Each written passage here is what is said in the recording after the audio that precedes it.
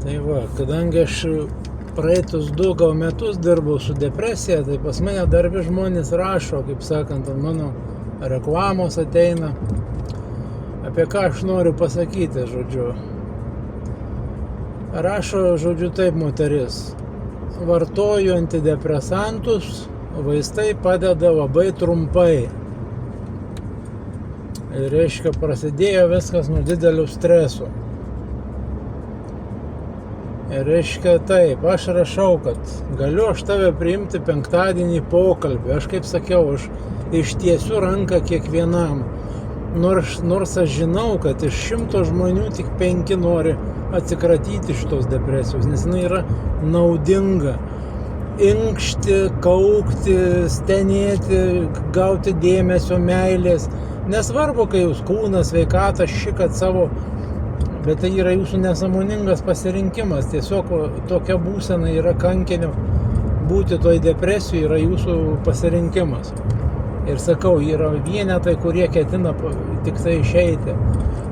Aš kadangi pats buvęs tokiuose būsenose daugybę metų, blet, neradau, kas galėtų man padėti. Todėl aš žinau, kad tai yra svarbu.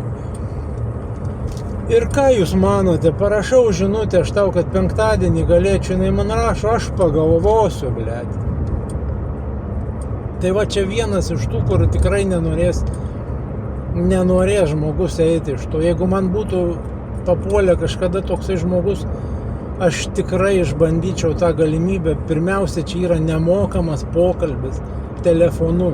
Niekur važiuoti nereikia. Tiesiog susitari tau patogų laiką ir tu bent sužinosi, kas tavo viduje sukelia šitą jausmą. Ir kad iš to galima išeiti.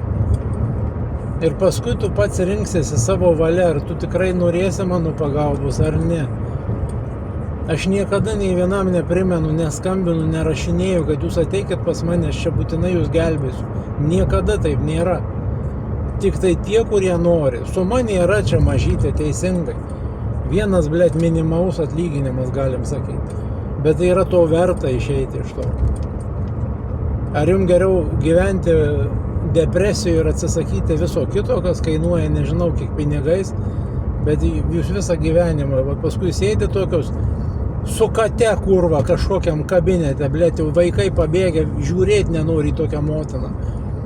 Nes vemt verčia, kai paskambina auka ir pradeda inkšti, skūstis, mekent, kaip jai blogai, kaip jinai negerai jaučiasi. Arba vyras, nesvarbu čia kuris būtų. Mekentojas toksai.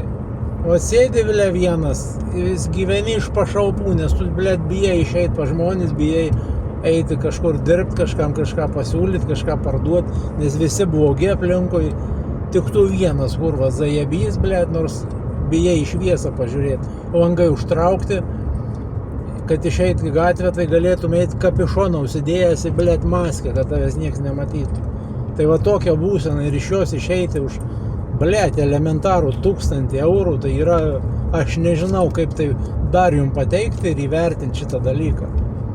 Ne, blet, šarlatanas, kurva, aferistas ir taip toliau, visokiais žodžiais, visokiam žinutėm jūs dergiat rašot.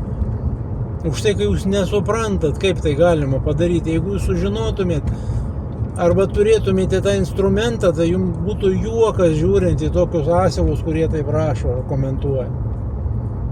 A paskui, blet, dvasias jie kurva ten mekena, stumdo ten energijas, krauna pozityviai, masto, blet. Žvakutėm į šikną susikišę medituoja, vat koks jūsų gyvenimas. Ir sėdė ant vašalinės aliukas arba kitoks myžaliukas. Na ir aišku dūmelis atsipalaidavimai, kaip jau čia, kaip kitaip, geriau katės uodegą čiulptumėt. Tai va, iki.